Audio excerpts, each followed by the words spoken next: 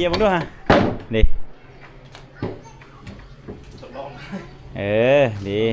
ดีเอานี่ทุกคน350ผู้ว่ารถเฮาซี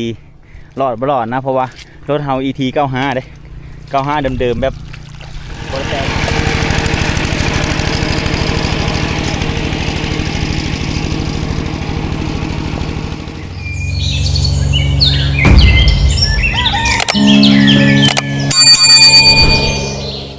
ทักทายสบายดีทุกคนบ่ได้เข้าป่าเป็นทิศช่องทิศเลยนะแต่กะเฮาสิมา DIY เทือกรูปหนาหรือว่าบ้านเฮาเอิ้นไม่มอบทุกคนนี่ฟังไทยเพิ่นห้องเทือกรูปหนาหรือว่าเพิ่นฝ่าพอกันเลยว่าสิมาเฮ็ดคล้ายๆคือเจ้าหั่นแหละมาเฮ็ดเอง DIY ทุกคนอันนี้ไปเฮ็ดเฉพาะมอบหนาให้มันเพียงนะไม้นี่ก็เป็นไม้บาก2 แผ่นนี่แสนกีบหรือว่า150 บาททุกคนประมาณนั้นนะเล็กนี่ก็เก็บเอาเก็บเอาแถวเหือนสารบ้านช่องนั่นแหละเล็กเหลี่ยมเอามาบากนี่แหละ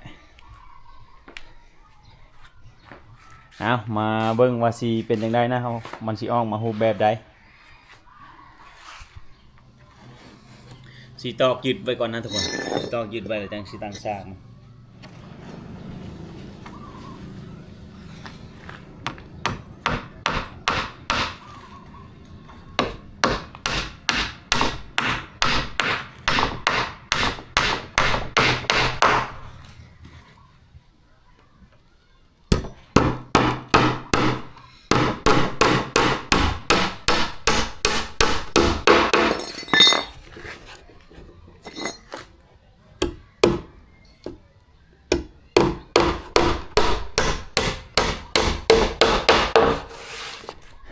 ตอกตะปูไว้เลยเขาจังสีมาใส่เหล็กสากตอกตะปูยึดไว้บางคนเขาจะใส่แบบนี้นะนี่เขาจะใส่แบบนี้แต่เราบริใส่ทุกคนจะปล่อยเอาใหม่เลยความยาวนี่3.50 ทุกคนหรือว่า3.50 น่าจะจักศอกว่ะไรเป็นเม็ดนั่นแหละ3.50 หน้านี้หน้า30ตัวนี้อันนี้หน้าสาวเล็กซากกระจอดใหม่มันไม่ได้ซากเจอไหมปะ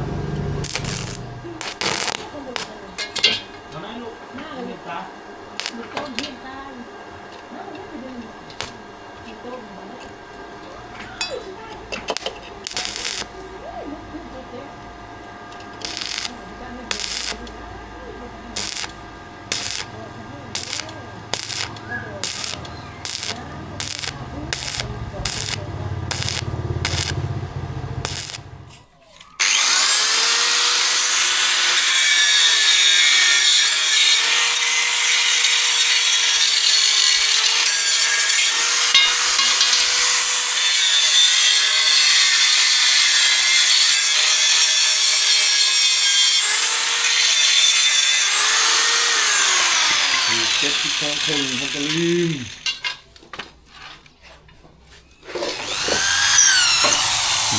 ได้เล็กซากแล้วก็มาเจาะหูทุกคนใส่น็อตเอาใส่ประหยัดแบบงบประหยัดเลยนะประหยัดค่าที่จะประหยัดได้ใส่จับซองตัวนี้ซองตัวนี้ซองมาพรขึ้นมาเฮ็ดช่อยได้เหมือนนี้ได้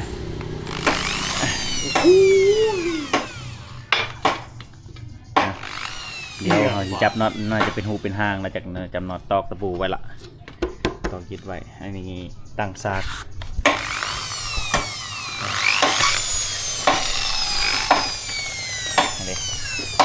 ถือว่าบ่ซากร้ายไปได้ก็ได้นะถือว่า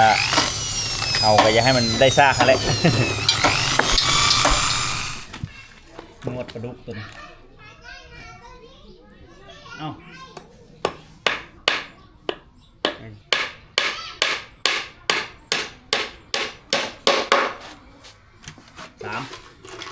อ้ามหนองเลยเนาะอ้ามดอกเลย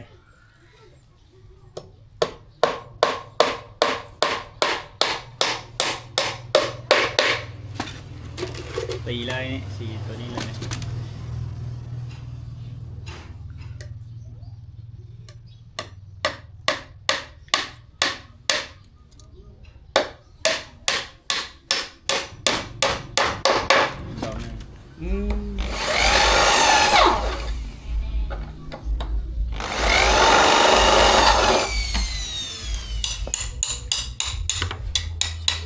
นัดยาวกับบ่มีในห้างนี่ก็ได้พอได้แต่สั้นๆอย่างนี้หน่อยหนึ่งเด้อ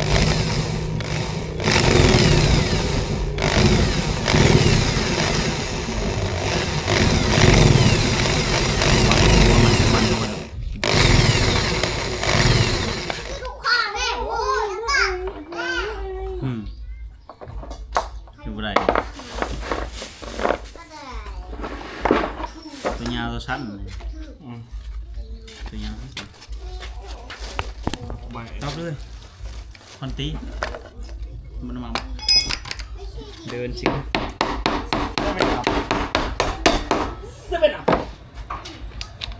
ใส่น็อตจับน็อตไว้หยุดไว้ทำแข็งมอสได้เลยได้ที่เก่าแล้วโจ้ผงเขาเ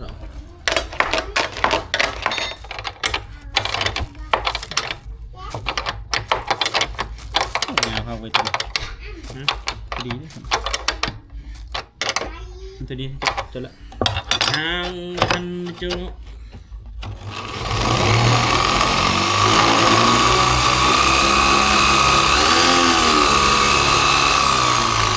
เดี๋ยวตัวปุ่นไหมตะวันแห้งเลยป้องคนตัวเลย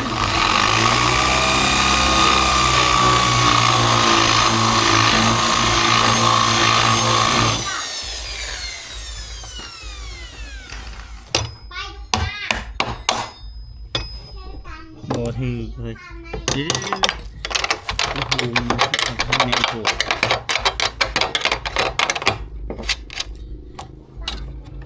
นี่ต้องโอ้ยเอ๊ะเอาไปเลย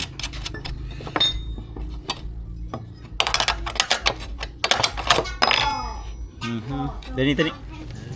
เอาล็อกติดตรงติดไปเลย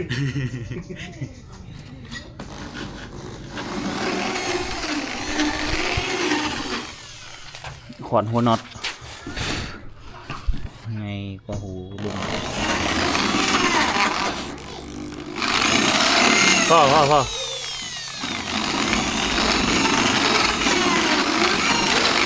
เฮ็ดประหยัดน็อตแล้วก็ประหยัดงบประมาณหลายที่สุด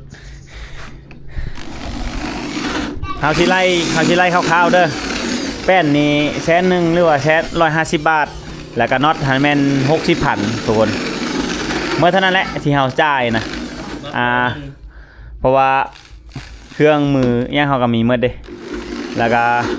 ค่าใช้จ่ายหันเป็น100,000กับ60,000เป็นเงินลาวเงินไทยก็ประมาณ250 บาทได้เลือกทูบได้เถือกรูปหน้าเนี่ยอันนึง350แต่ถ้าอยู่ไทยหันแม่นเฉพาะตัวนี้หันแม่น 5,000 บาทเขาเฮ็ดสำเร็จรูปมา 5,000 บาทแต่ว่าเราใส่250 บาทเอานี่พอได้ใส่ทุกคนใส่หูบอลโกโซทุกคนนี่ไว้โกโซมันไปพ่วงแทนบอลสลักนะคือว่าเราอันนี้คือว่าโอเคแล้วสำเร็จแล้วว่าพวกพิธีรีต่อยังบ่สำเร็จเลยเว้ยยังบอลเหยียบนี่อยู่ฝั่งไทยในบางบอนก็ตัดจอดเฉลยบางบอนก็เขาเจ้าเฮ็ดบันพับได้อันนี้เราจอดเฉลยคือกันนี่จอดไว้เลยช่องบอลเหยียบปล่อยดินเด้ให้ทางน้ำเนี่ยพอพรเพิ่งกำลังตัดใหม่อยู่วิดเด้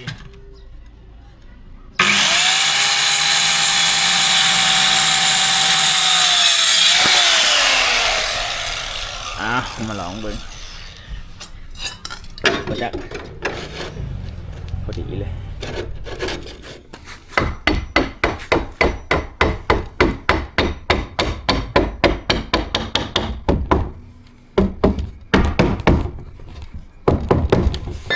พอดีขันสางเขาสี่จับน็อตก่อนทุกคนใส่สี่โตใส่นี่นี่เบิ้งได้ข้างได้ตัวนี้เอารถเน่ใส่ตัวนี้แหละ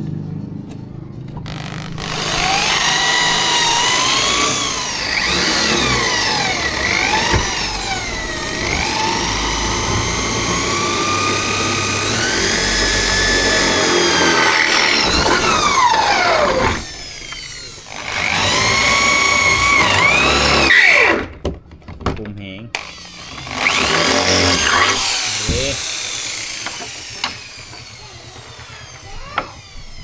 โอ้เพิ่งเคยบาท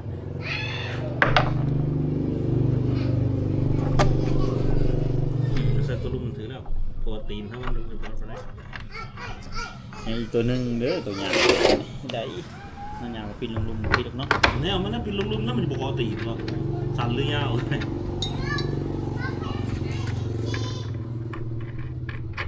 ฟาดตีนไปเล่นใส่หัวนอนมันจะเป็นตีนจีว่ามันเป็นมันก้มอะไรได้เห็นกันปีนขึ้นเถิดเนาะเทปไว้ได้ทางนอนพอดีได้ของบริษัทเมนบอกสังเกตแต่ละโตนี่พอดีโลกพอดีคันเอาตีนมานี่เขาได้ใส่ได้ช่างซุ่มนี่ซุ่มโกลงพอดีคือท่านยังพอดีเพียงกับอันนั้นลูกมันจะสั่นอยู่เพื่อไม่แห้วบ่สั่นไม่ยังเป็นอยู่ทุกคนเลยไม่หาวไม่บ้า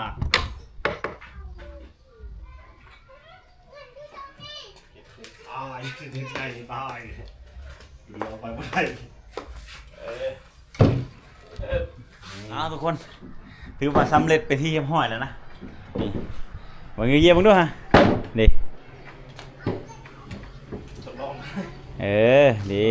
ดี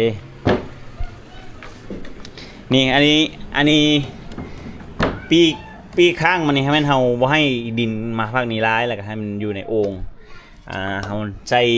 เล็กซากมัน1จุด2จุด3จุด4จุด5จุด6จุดเอาใส่อันนี้สำหรับไว้ใส่โชว์ทุกคนเอาสิซับน็อตเอานะโซอันนี้เป็นบนเหยียบเฮาเฮ็ดเรียบร้อยละที่ว่าแน่นหนานะเฮาใส่งบประมาณอยู่บ่แม่นประมาณนะเฮาใส่250 บาทถ้าอยู่ไทยนะมันสำหรับอันนี้มัน 5,000 บาท3,000 5,000สำหรับเครื่องลูกหน้าตัวนี้เอามีแต่เฮาไปลองแล้วบัดนี้เนี่ยไปลองให้เบิ่งโอเคทุกคนงามพอเวลาทดลองแล้วทุกคนคาดนาห้ากันแล้วเอากระชีทดลองไปนำนะชีเอามาลองเบิ่งว่าสิเป็นจังไดอยู่ในรถไถดิวโซ่เฮามัดเรียบร้อยทุกคนวิธีมัดโซ่นะใส่น็อตจับเอาโซ่ในความยาวเท่ากันนะแต่ว่าตัวนี้จะใหญ่กว่าเพราะมันจะใหญ่กว่าไปทดลองกัน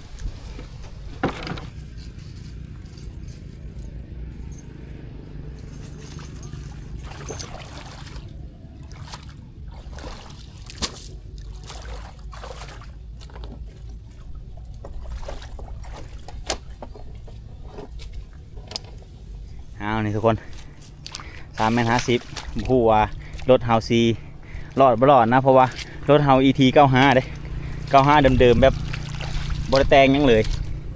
นี่ ET 95บ่ได้แต่งยังเลยเดิมๆโครงบิ๊กคิว88แล้วก็เฮาบ่มีตินเป็ดแต่ก็สิเอาใส่ขาดไปนำมาลองเทสบ้างทุกคนว่าสิได้ผลหรือบ่ได้ผล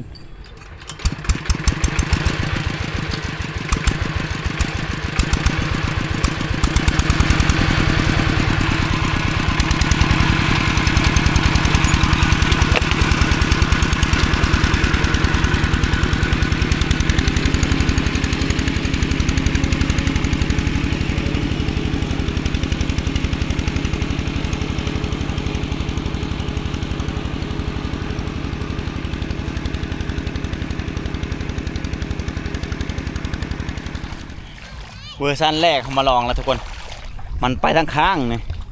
มันเฉลงไปทางข้างนี่เอาไปใช้เอาโซ่ไปใช้อยู่พุ่นแหละมันจะเกี่ยวกับตีนรถเฮาบ่มีเข้าควายเด้เฮาก็เลยยับมาใส่ท่ออยู่นี่พอดีเลยกับบอลเฮายืนพอดีเลยใส่โซ่แต่มันจะไปข้างได้ข้างหนึงข้าไปข้างนี้ก็ยาวไปเลยบางทีสั่นไปนั่นนี่บางทีก็สั่นไปนั่นนี่เนื่องจากว่านี่เฮาบ่มีตีนเป็ดขึงทุกคนเฮาบ่มีตีนมันขึงนะนี่เฮาสิใช้ตีนนี่กับนี่เดี๋ยวเฮาอัปเดตถือว่าโอเคอยู่เฮาใส่ถือว่าโอเคจักเฮาถือว่าดึงได้อยู่ซ้ำนี่เพราะว่าถ้ามันนักเฮาก็เหยียบอันนี้เดิกเอาแต่เฮาจะไปหาตีนเป็ดมาใส่ทุกคนโอเคหาตีนเป็ดมาใส่ก่อนหลายเวอร์ชันแล้วเปลี่ยนมานี่ นี่อันดับแรกซะเดี๋ยวเอาเบิ่งอันดับแรกเด้อเอาเปลี่ยนมานี่นี่เอาใส่อันนี้ทุกคนเอาใส่เขาเอิ้นว่าจังได๋ก็ขี่มันเนาะขี่มันนี่ใส่อันนี้สองข้างเลยได้และอันดับ2เอาใส่หูตัวนี้เอาใส่หูตัวนี้มันสูงนะมันจะเด็กลงทุกคนก็เลยเราสิไปใส่ตั้มเวลาเราอยากเหยียบเราอยากอันกดแหละเราจังเหยียบเอาเพราะว่าเราใส่สูงนะมันจะกดลงอันนี้ค่อยคิดว่าอัปเดตแล้วก็เอาใส่เสื้ออันนี้แก้ไขสถานการณ์เอาเสื้อมัดข้างนี้ก็มัดเป็นปมแล้วก็ข้างนี้ก็มัดใส่โซ่นี่ก็เราจะไม่ได้ใช้คอเพราะว่าเวลาเขาเลี้ยวแห้งๆนะมันไปโค้งมันไปโค้งกับอันตีเล็กก็เลยว่ามัดใส่ขาดเอาทุกคนโอเคเดี๋ยวมาลองกันอีกก่อนให้นี่เขาทดสอบแล้วละให้หนึ่งถือว่าบ่อยากละเอียดปานใดแล้วก็ใช้งานก็ถือว่าเมื่อยเติบ เดี๋ยวมาลองให้นี่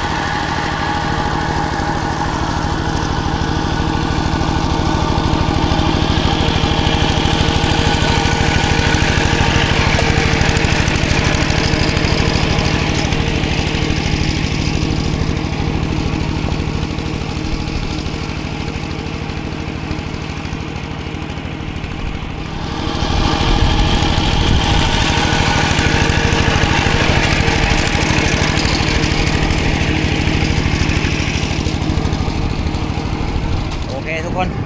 ดูว่าได้เรื่องได้พ้นแต่ว่าประเด็นนะคันบดดีๆบดละเอียดหันแม่นเฮาย่ำดีๆหันมันมุ่นแล้วเป็นขี้ตมนะมันจะลงง่ายที่สุดเลยแต่ว่าอันนี้เฮาคาดเองมันก็ลงบ่คักปานใดถือว่าใช้ได้พ้นนะทุกคน